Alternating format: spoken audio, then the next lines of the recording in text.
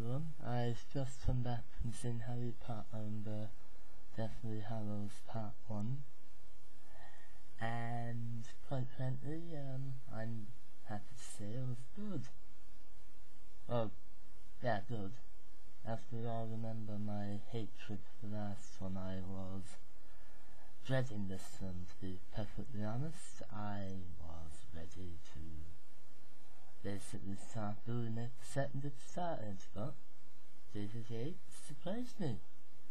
He surprised me with the opening. It was unbelievably faithful, enjoyable, a lot of great dialogue, a lot of good characters. Really, they pulled it off greatly, which I'm very happy to say. The opening and the ending of this movie, I was awesome about. It was good, it was faithful, it was great.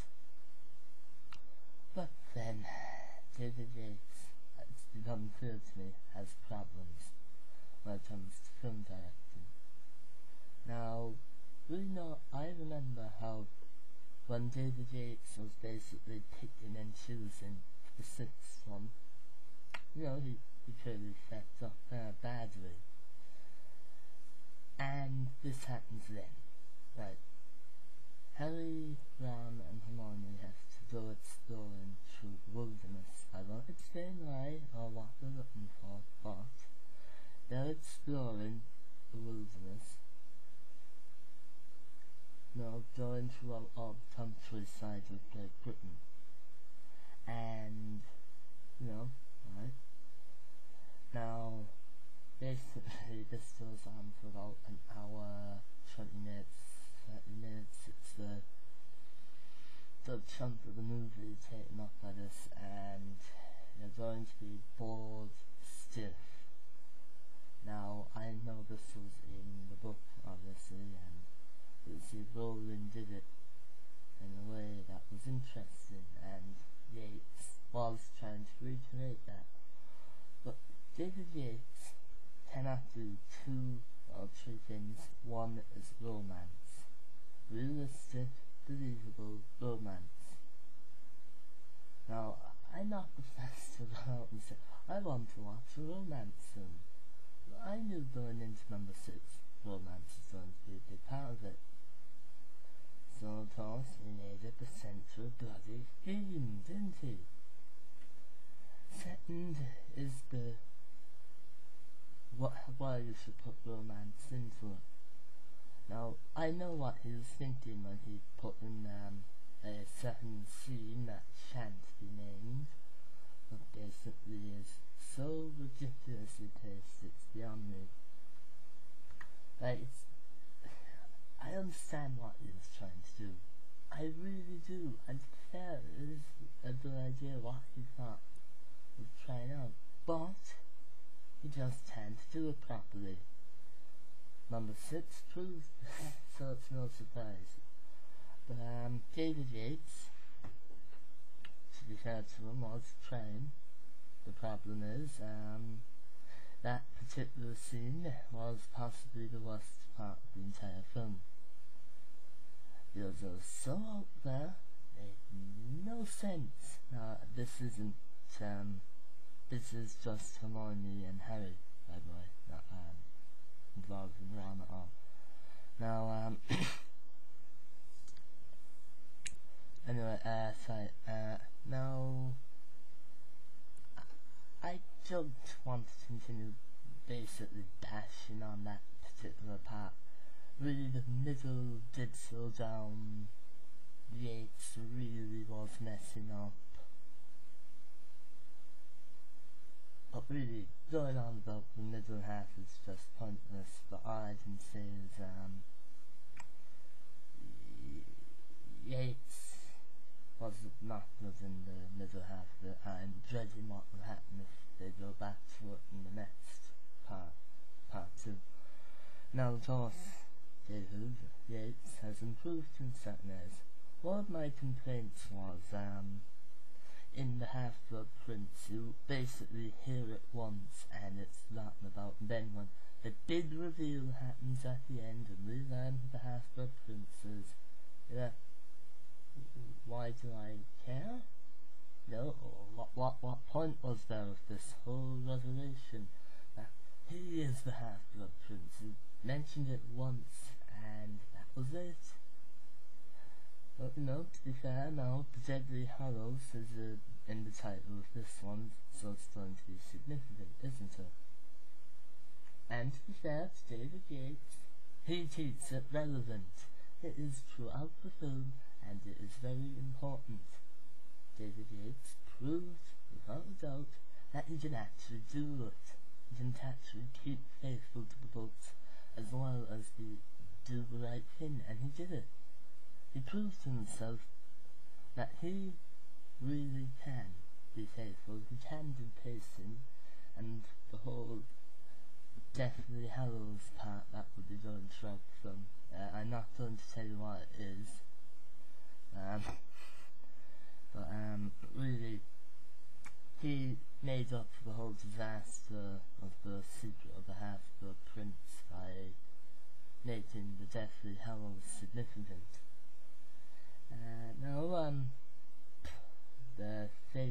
It's very faithful to the book. One complaint, another side, these are probably going to appear randomly, and I am sorry about that. Dobby, they've got a new voice actor for him. I'm just going to look that up now. But whoever it was really did not do a good job, I found. I'm not trying to bash him, maybe they couldn't get the original back, and if that's the case, I have no problem. And anyway,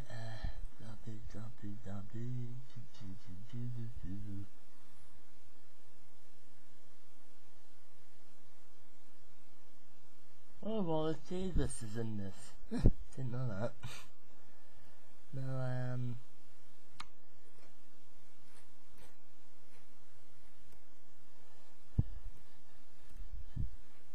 yes, Toby Jones is apparently playing Dobby the House Elf. Now, I don't know why there was a change in the character. It annoyed me. Let's see. Who voiced in the first one? Okay, Toby Jones did the voice in both of them, so I don't get why there was such a change. I don't get it. So it was Toby Jones in both of them, but it sounds unbelievably different. But maybe that's just me and I'm getting it wrong. Alright, so Toby Jones, really, no, I don't know what happened. He annoyed me, I'm sorry to hear that.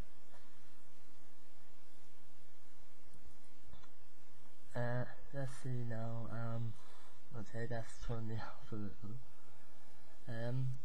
Really, but even though the voices are badly done a bit, Dobby's appearance is great, since I was annoyed that throughout the rest of the films after the Chamber of Secrets, Dobby was meant to work in Hogwarts and make the odd appearance. Obviously, Warner Brothers did not want to fork out for a mere cameo, which annoyed me since I liked Dobby.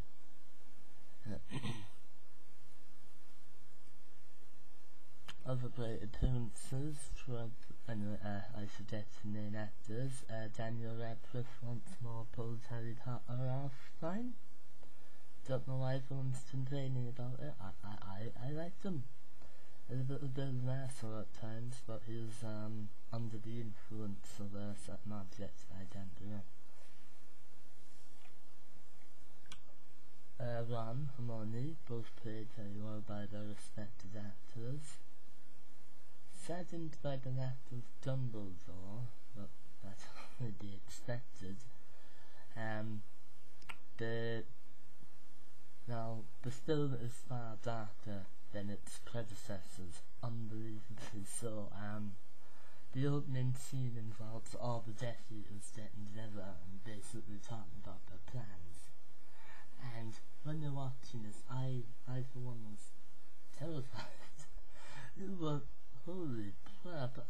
don't want to be in here. I want out. Let me out. I can't watch this. This is bloody insane. That just shows how well done the whole Death Eaters were done in the film. They were brilliant. Harry really has a lot of competition from these guys. Voldemort, once more, a terrifying figure, if not more now than ever. Harry saddened by the lack of Severus Snape. I really like Alan Rickman's character. The Malfoys appear. They've really fallen on hard times. It's actually quite funny when you think about it. I was saddened by the handling of Mad-Eye Moody. Very saddened. Though to be fair, when he appears he is brilliant. Yeah. Enough chit chat, let's get inside before we're all vaporized.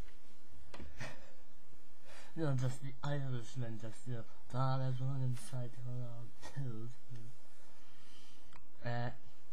Very emotional film. Very well done. Other things to say about this? No. All the other characters were well done. They threw in scenes that were hinted at. The Death Eaters stop the Hogwarts Express, and they show what happens there, hinting at the dark future and head for Hogwarts. We see the different, but they did touch on the Dursleys' appearance, and it's very brief. Last time I checked, there was meant to be this heartfelt goodbye, but that's completely gone. Not really, Harry Potter and the Half-Blood Puppet. Harry Potter and the Deathly Hallows Part 1 was brilliant. Middle was a load of crap, but I can tell they were trying. That's unfortunate it didn't work out.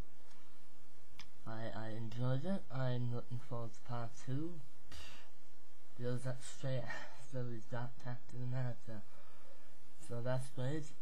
Really, Harry Potter and the Deathly Hallows, I'm repeating myself at this point, but was brilliant. I wish they'd expanded on certain characters, but how are you going to do?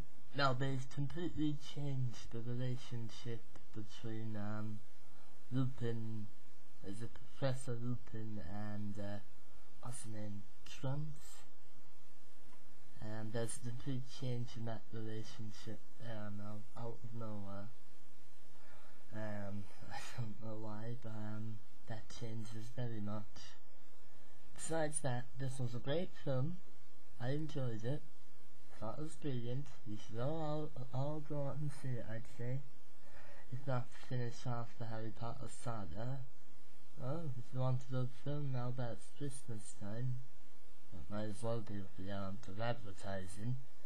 I'd recommend you all go see this. Just be ready for a fairly boring middle.